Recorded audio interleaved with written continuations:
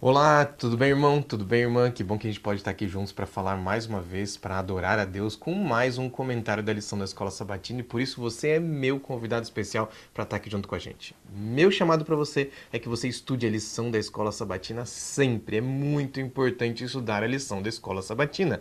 Por isso eu sempre carrego comigo a minha lição da Escola Sabatina aqui em um dispositivo. Eu gosto muito de usar, ou no tablet ou no celular. E olha só há quanto tempo eu estudo a lição da Escola Sabatina, todas as lições que eu estudei por aqui, exatamente porque para mim é muito fácil, é muito bom. Se você por acaso tem também essa facilidade, você ter no seu celular, no seu tablet, ou então em qualquer, sei lá, celular, tablet de alguma pessoa aí que você conheça, que mora junto com você, faça isso, porque é muito importante você também estar estudando a lição da Escola Sabatina. Te contar um segredo. Eu terminei de estudar a lição agorinha pelo celular e aí eu só abri aqui o tablet e olha só minhas marcações. Exatamente onde eu deixei elas aqui, porque nós também podemos compartilhar as marcações que são colocadas dentro do celular, ele passa para o tablet, a mesma coisa que eu faço com o computador, sempre eles estão ali compartilhando. Isso é muito legal, é muito bom que você também tenha uma ferramenta tão importante como essa. Hoje, de novo, estou aqui sozinho e, infelizmente, as pessoas que eu tinha combinado, elas não puderam participar nessa semana junto com a gente. Eu não vou contar quem é, mas eu vou passar já essas pessoas para outro dia. Na verdade, já está marcado para eles participarem junto com a gente em outro dia. E vai ser muito bom que você também escute mais uma vez esse comentário com outras pessoas. Hoje eu estou sozinho, mas eu não estou sozinho, porque sempre que a gente vai estudar a nossa lição, sempre que a gente vai estudar esse material, nós sempre convidamos a Deus Espírito Santo para estar junto com a gente. Por isso, por favor, me ajuda aí em oração nesse momento. Feche seus olhos, baixe sua cabeça, nós vamos falar com Ele. Vamos orar? Pai querido, Deus de amor e misericórdia, por favor, aceita nosso coração, aceita nossa vida nas tuas mãos. Nós aqui queremos ser usados e aprender mais do Senhor. Por isso, fala com a gente. Te pedimos em nome de Jesus. Amém. Pensando sobre a lição da Escola Sabatina, uma coisa que é muito importante é que você sempre se lembre de proclamar.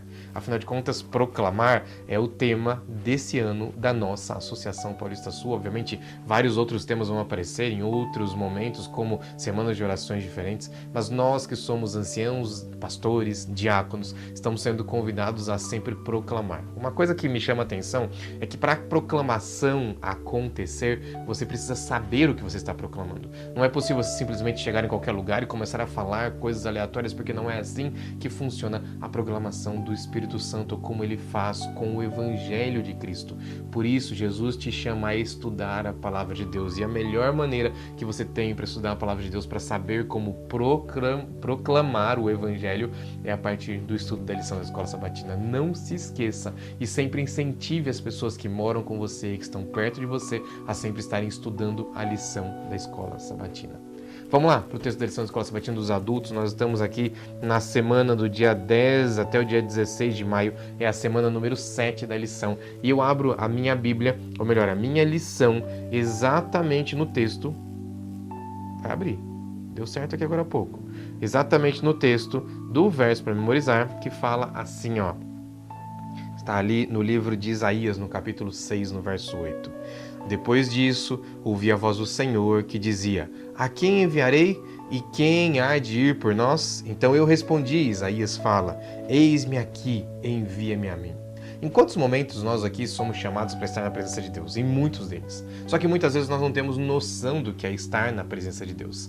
Isaías teve a real noção do que era aquilo. Porque quando ele estava na presença de Deus, Deus apresentou para ele uma cena de adoração no templo, exatamente no lugar celestial onde Deus habita, ao lado do trono de Deus. E ali, ao ele ver aquela cena de adoração, a primeira coisa que passa pela cabeça dele é cair por terra como se estivesse morto. E quando ele se joga no chão, ele começa a pensar e a falar: nossa, eu estou perdido, eu vou ser morto agora, porque o tamanho da presença de Deus, o tamanho do Deus Todo-Poderoso, a glória dele é tão forte, tão poderosa, que qualquer ser que tenha um pouco de noção estaria realmente jogado ao chão, porque nós não temos condição de chegar perto do que é o Deus Todo-Poderoso.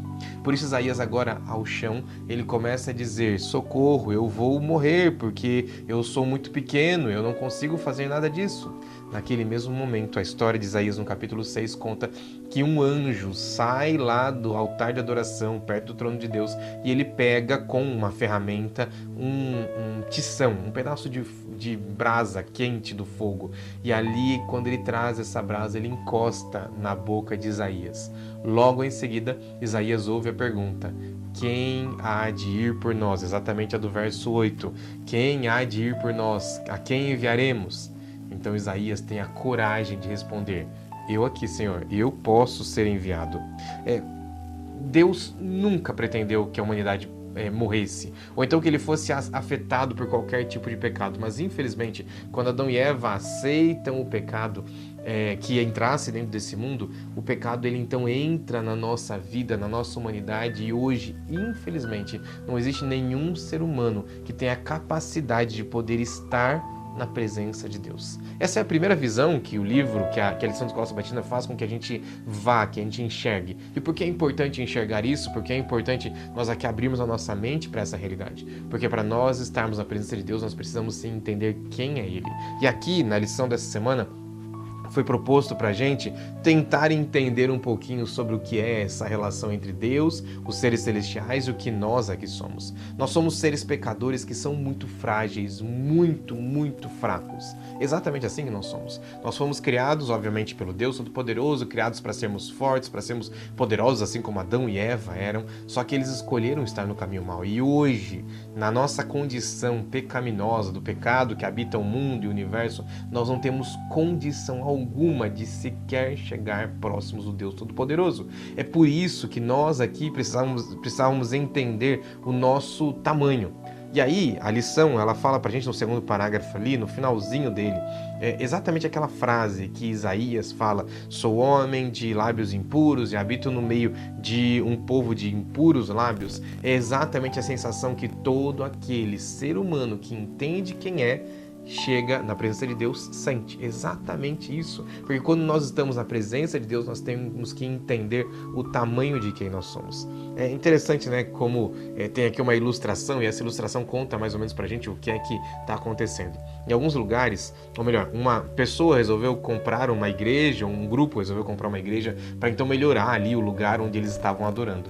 E ao comprar a igreja que eles tanto sonhavam, eles chegaram e pensaram assim: olha, a primeira coisa que a gente precisa fazer nessa igreja é colocar uma fonte de iluminação, uma luz bastante importante aqui para que todos vejam exatamente o lugar onde eles estão. Por isso nós vamos adorar com a luz, com a iluminação. E assim que eles colocaram uma fonte de luz, a primeira coisa que eles perceberam foi que o lugar que eles estavam estava muito pior do que eles imaginavam que estava.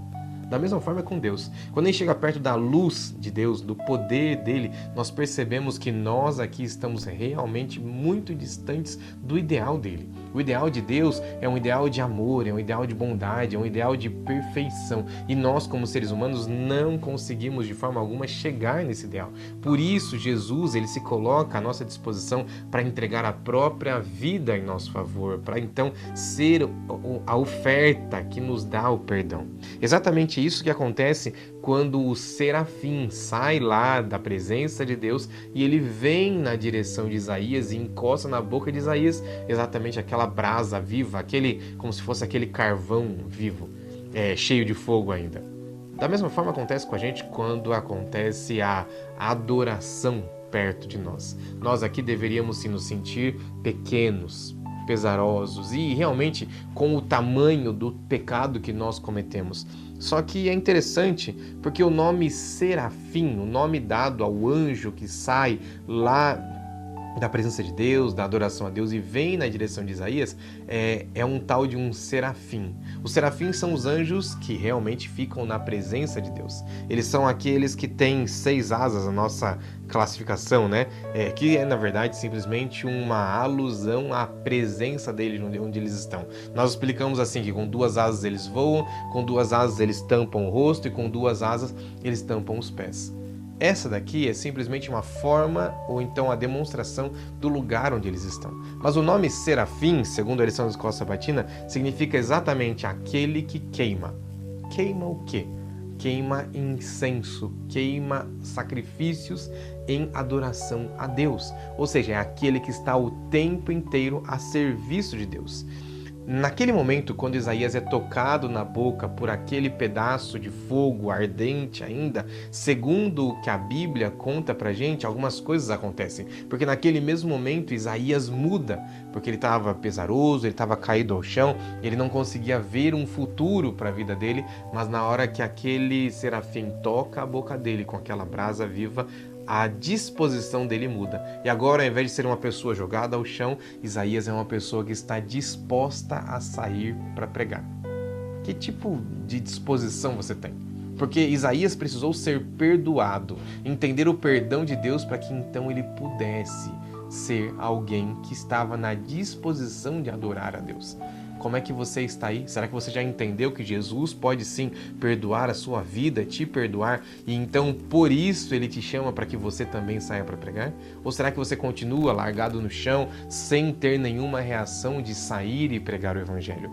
Jesus designa, ou melhor, ele aponta exatamente Isaías para que ele seja o representante de Deus no meio daquele povo, no meio do mundo. Nós somos chamados para isso também. O problema é que muitas vezes nós estamos distantes de Deus e não entendemos o tamanho dele e como ele poderia fazer a mudança na nossa vida. Jesus, ele também veio ao mundo com uma função. E é interessante que a lição, depois de falar sobre Isaías, ela começa a contar pra gente exatamente o que João o Batista fez. Porque João o Batista, ele vem para preparar o caminho para que Jesus viesse como o Rei dos Reis, o Senhor dos Senhores, aquele não que já venceu, mas aquele que veio para pagar por mim. A visão de Isaías, segundo a lição da Escola Sabatina, é como se fosse uma profecia, ou apontando o que aconteceria. João prepararia também o caminho para que Jesus viesse, assim como o serafim prepara Isaías para que ele então viesse preparar o caminho para o Senhor. Percebe que é um passar de bastão constante, porque Deus gostaria que esse evangelho sobre as profecias também fosse chegado até você. Vou ler o último parágrafo da lição da Escola Sabatina, exatamente esse trechinho aqui, ó, que eu marquei em verde, que eu falei para você que era muito legal a gente ter a lição dessa forma, que você consegue marcar, consegue usar assim. Então eu vou ler aqui para você, ó. Jesus veio ao mundo como a representação perfeita da glória do Pai. E Deus enviou um profeta, um pecador, que realizou uma tarefa semelhante àquela dos serafins, de preparar também o caminho para que Isaías, ou então no caso Jesus, viesse pregar o evangelho. Quando eu vou agora para segunda-feira, a lição muda um pouquinho e ela começa contando pra gente sobre o que acontece quando Adão e Eva pecam. Porque eu primeiro falei sobre o querubim, aqueles que queimam, ou seja, aqueles anjos que estão na adoração constante ao Senhor. Agora, a lição começa falando pra gente sobre os querubins, não os serafins, mas os querubins. A segunda classificação de anjos que nós sabemos a partir da Bíblia. Quando Adão e Eva pecam, eles então têm aquele encontro com Jesus, ou melhor, com Deus. Então Deus determina para eles, olha, a partir de agora, como vocês pecaram, vocês não podem mais ficar dentro do jardim. Por isso vocês vão sair, e eles são colocados para fora do jardim. Ao serem colocados para fora do jardim do Éden, Deus agora coloca na porta do jardim do Éden 2 querubins com espadas flamejantes na porta dali. É engraçado porque Ellen White comenta pra gente no livro Patriarcas e Profetas que os anjos ficaram ali na porta do jardim do Éden durante muitos anos. Ou seja, Adão e Eva sabiam não somente onde era o jardim do Éden, como eles também iam até o jardim, a porta do jardim, para adorar a Deus. Eles sabiam que era lá dentro que deveria acontecer a adoração. Agora imagina só, eu fiquei pensando quando lia a lição da Escola Sabatina nesse trecho, porque por muitas vezes a gente fica imaginando que aquele povo que estava ali em Gênesis no capítulo 6, quando começa o dilúvio, eles estavam muito distantes do Jardim do Éden. Mas segundo o que Ellen White fala, naquela época ainda existia o Jardim do Éden ali. Eles sabiam onde estava o jardim e conheciam que os querubins estavam ali ou tinham ficado ali durante muito tempo. Ou seja, quando acontece do povo ir distante de Deus, eles ainda sabiam sobre as coisas que Deus tinha feito. Não simplesmente de ouvir falar, mas porque eles viam aquelas coisas. Eles sabiam que aquelas coisas eram verdadeiras e realmente tinham acontecido ali muito próximo deles. O que acontece é que quando Deus então tem que intervir na história da humanidade é porque eles estão tão distantes de Deus, mesmo sabendo que o Jardim do Éden estava ali ao lado. Se Adão e Eva iam até a porta do jardim para adorar a Deus, para oferecer holocaustos, para fazer sacrifícios ali, Quer dizer que os seus filhos, os seus netos, os seus bisnetos e toda a humanidade que estava na Terra também sabia onde era o lugar e muito provavelmente tinha sido convidada ou levada até a porta do jardim por algum deles. Só que eles escolheram estar distante de Deus. Quantas vezes nós aqui estamos na presença de Deus ou a um passo da presença de Deus e nós escolhemos estar distantes dele? Por isso, o chamado de Deus para a gente é que a gente se achegue ao Senhor, que nós então cheguemos mais próximos cada vez mais de Deus para que Ele seja o Deus Todo-Poderoso na nossa vida. Quando eu falo sobre os 2 querubins, eu estou falando para você sobre os 2 anjos que foram colocados na porta do jardim como uma lembrança. A lembrança de que ali Deus estaria. E antes do dilúvio, Ellen White comenta que Deus então toma o jardim junto com as 2 árvores que estavam lá dentro e embora dessa terra, porque agora não tinha mais como ter um lugar específico onde estava a presença de Deus. Mas a tarefa dos querubins era, além de impedir os pecadores de acessar a árvore da vida, eles também indicavam o lugar onde Deus esteve e a promessa de que Jesus voltaria. Engraçado, né? Porque Jesus ele volta algumas vezes para a Terra. Pelos indícios da criação e do Criador que aparece junto com a criatura para Adão e Eva, aquele que aparecia para Adão e Eva no começo da manhã ou no final da tarde, todos os dias era o próprio Criador, o próprio Jesus Cristo. Aquele que depois volta para a Terra. Ele volta para a Terra para falar com Abraão. Aquele mesmo que volta para a Terra depois para falar com Moisés. Aquele mesmo que volta para a Terra para então estar aqui junto com os discípulos e morrer nessa terra. Percebe que Jesus ele vai e ele volta por muitas vezes. Ele nunca deixou a criação simplesmente abandonada, mas Jesus sempre esteve em contato com a criatura. E isso é muito legal de você lembrar, porque Deus nunca nos abandona. Ele sempre está ao nosso lado. Adão e Eva sabiam que ali naquele lugar estava realmente o lugar onde Deus esteve, onde Ele pisou, onde Ele andou por ali. E é interessante quando eu me lembro sobre 2 palavras, a lição da Escola Sabatina, de novo, me lembra sobre isso. Ela me lembra sobre a palavra tabernáculo. No hebraico é a palavra shakar, ou melhor, shakam, que significa exatamente tabernáculo. Só que o nome tabernáculo não é um nome de uma casa, não é o nome de umas paredes, mas é um nome que significa exatamente um lugar de morada. Se eu fosse traduzir exatamente a colocação dos 2 querubins na porta daquele jardim do Éden, eu teria que dizer para você que Deus escolheu tabernacular aqueles 2 querubins na porta do jardim, ou seja, dar para eles uma casa, um lugar onde eles ficariam durante muito tempo, onde eles habitariam. Se eles habitariam ali, quer dizer que aquele lugar era um lugar muito importante. E é interessante quando eu penso aqui sobre o nome tabernáculo, porque o mesmo tabernáculo, e agora eu vou para você já na lição de quarta-feira, depois eu volto para terça, tá? Na lição de quarta-feira é comentado sobre como Deus escolhe que o tabernáculo estivesse no meio do povo.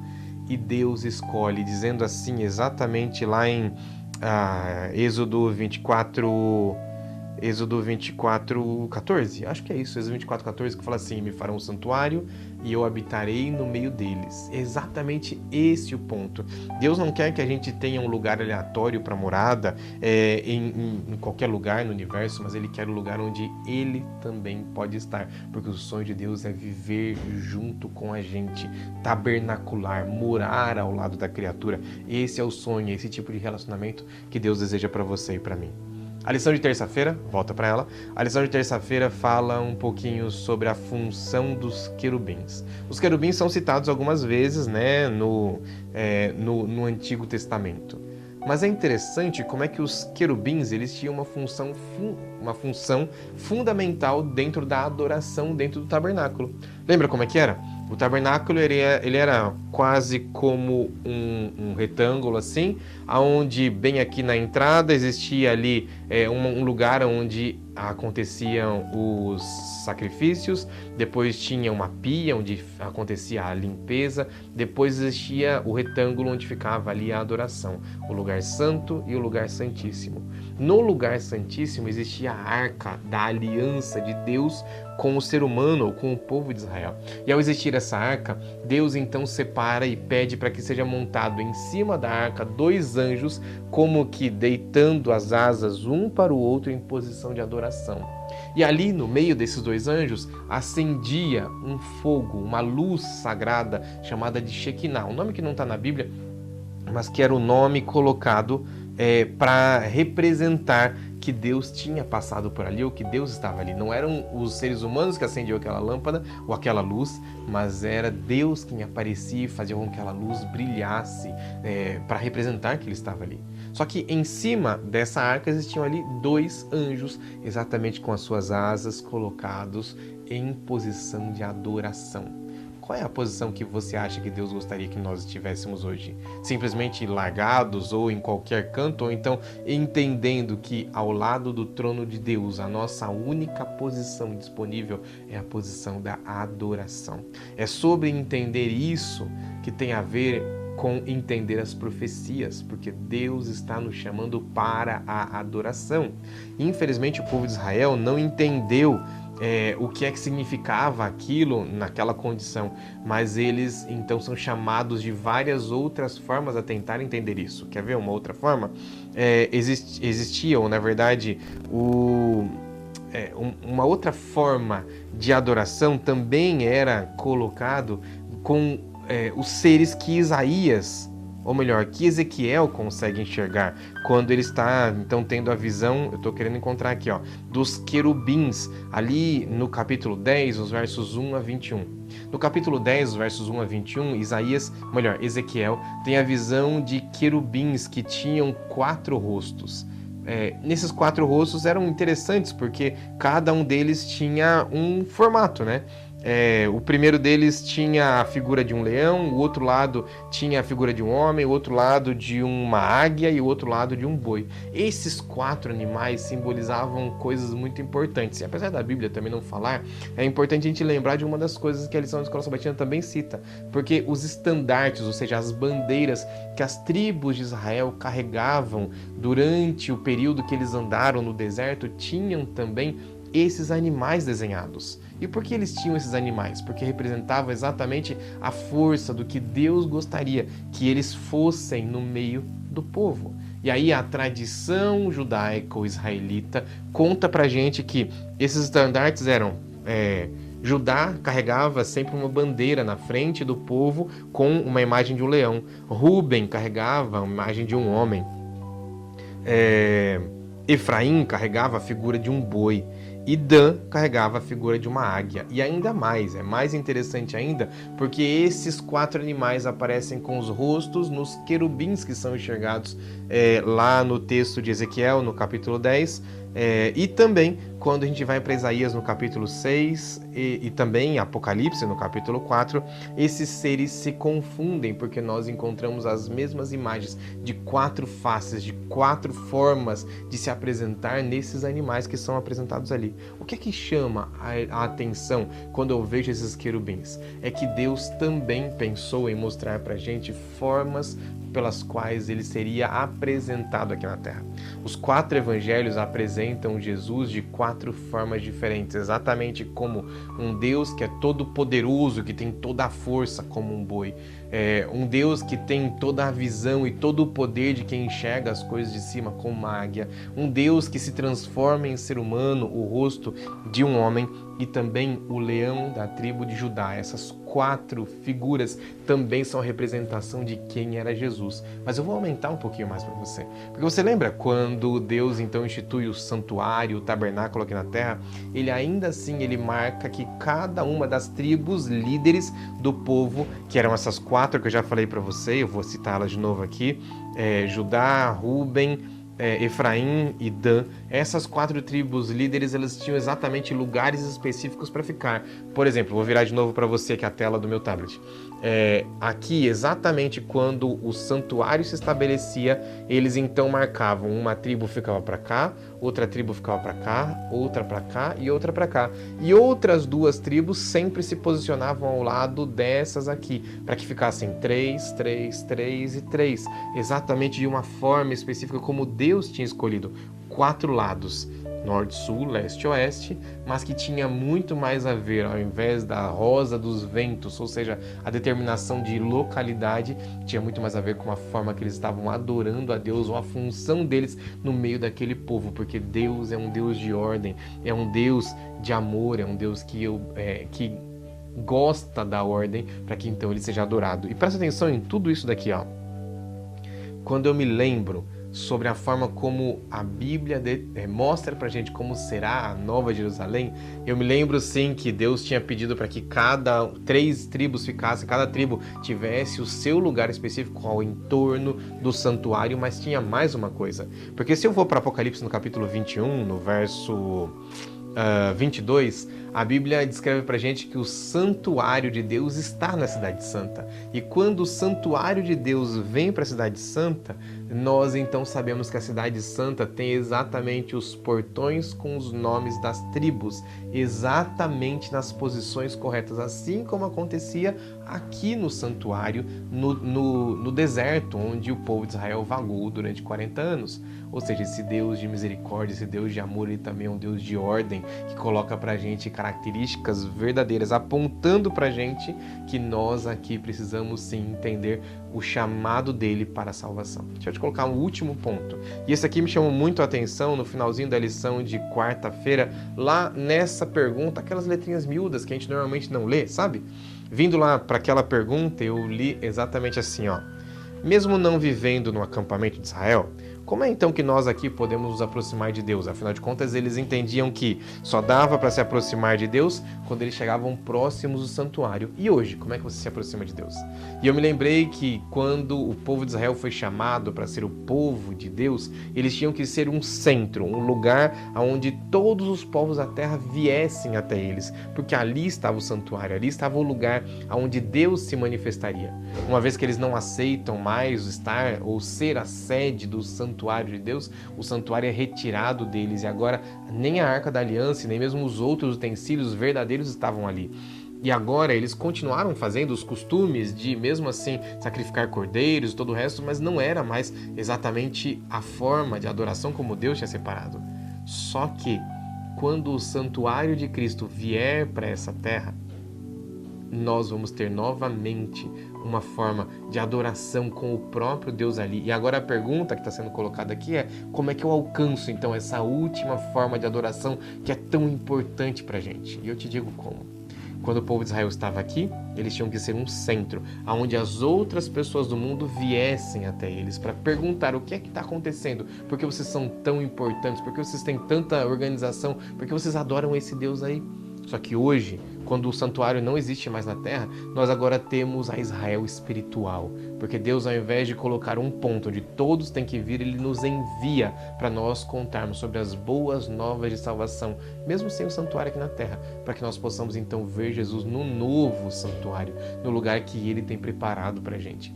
Esse é o sonho de Jesus para a gente, é que nós aqui foquemos em estar no novo santuário. A minha resposta para essa pergunta foi exatamente assim, ó.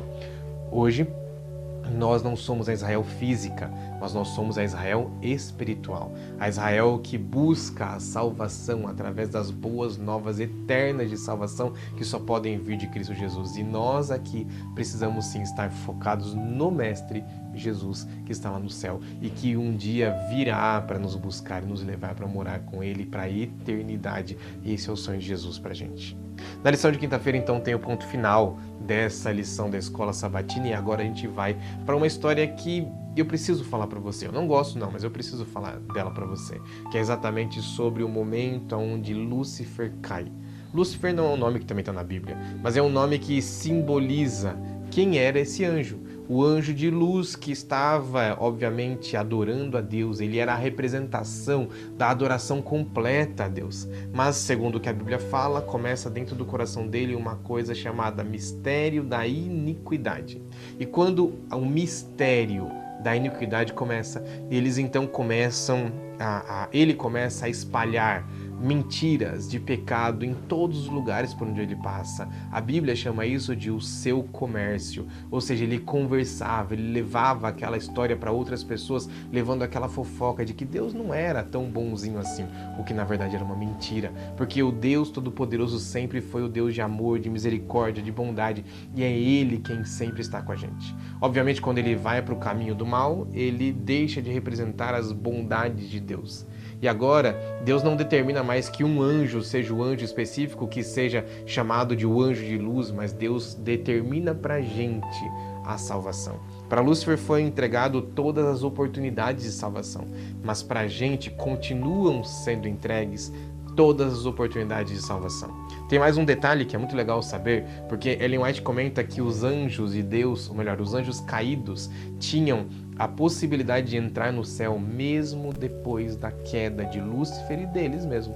Por que eles tinham acesso ao céu? Porque eles tinham ainda que ter a certeza de quem é que estava do lado do bem e quem é que estava do lado do mal.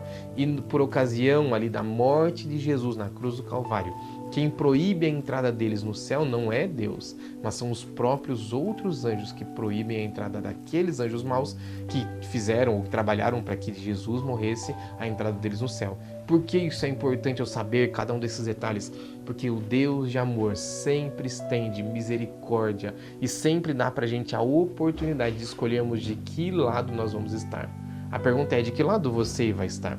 Os salvos, eles não vão estar no céu simplesmente por causa de quererem estar lá, mas eles vão estar lá por causa do Evangelho de Cristo Jesus. Ninguém vai para o céu sem Cristo Jesus. E é por isso que Ellen White diz assim no livro Verdade sobre os Anjos, na página 177, o céu triunfará, pois as vagas deixadas pela queda de Satanás e seus anjos, essas serão preenchidas pelos redimidos do Senhor.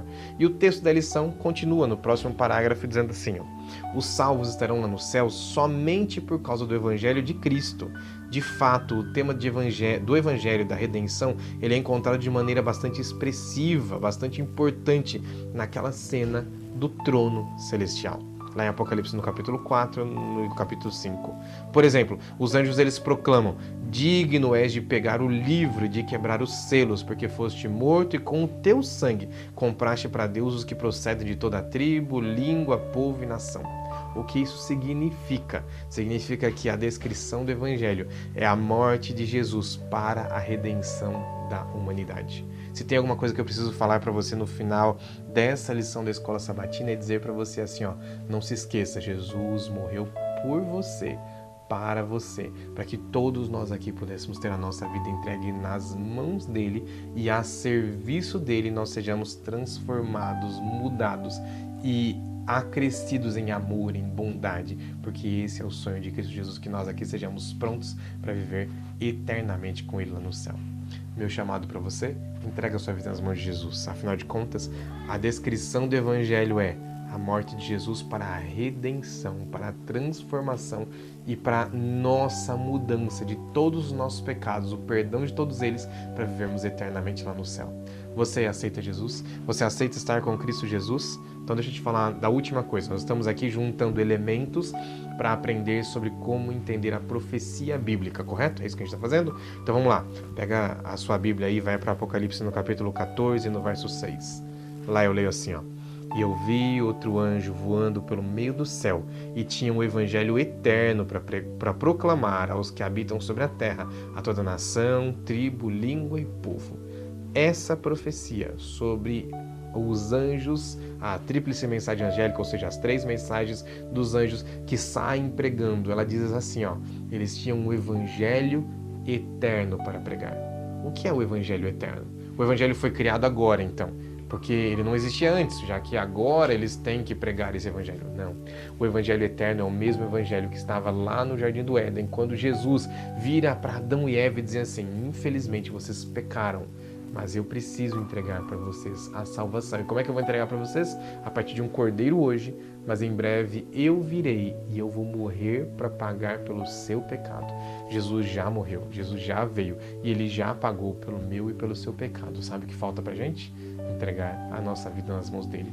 Entrega a sua vida nas mãos de Jesus. Permite que ele seja a diferença na sua vida e nunca, jamais se esqueça. Esse Deus de amor e misericórdia está hoje aqui para te salvar. Eu preciso terminar esse momento com uma oração. Mas antes de orar, como eu não quero falar mais nada depois, eu quero te chamar aqui, ó. Não se esqueça de estudar a sua lição da escola sabatina. Estude a sua lição da escola sabatina, que é tão importante para o seu e para o meu conhecimento, a partir, obviamente, da teologia bíblica, e nesse trimestre específico, nesses próximos 2 meses especificamente, falando exatamente sobre as ferramentas que nós precisamos ter para entender a profecia bíblica. Que Deus abençoe você aí. Nós vamos orar agora. Entrega a sua vida nas mãos do Senhor, tá bom? Vamos falar com Ele? Pai querido, Deus de amor e bondade, nós aqui pedimos ao Senhor que o Senhor mude o nosso coração, mude nossa vida, nos transforme, seja cada vez mais próximo da gente, porque nós não queremos ficar por aqui, mas nós queremos viver eternamente com o Senhor. Cuida de nós, nos abençoe, nos dá, por favor, um ótimo dia, uma ótima noite na sua companhia. Cuida da gente, abençoa essas pessoas que estão assistindo esse vídeo para que eles possam também ser transformados pelo Senhor. Te pedimos isso tudo em nome de Jesus. Amém. Deus te abençoe, fica com Ele. Tchau, tchau. Até semana que vem. Sobre a lição da Escola Sabatina de novo, tá bom? Dessa vez a lição número 8, falando sobre mais alguma das características que nós aqui precisamos para aprender mais sobre as profecias. Que Deus te abençoe. Tchau, tchau.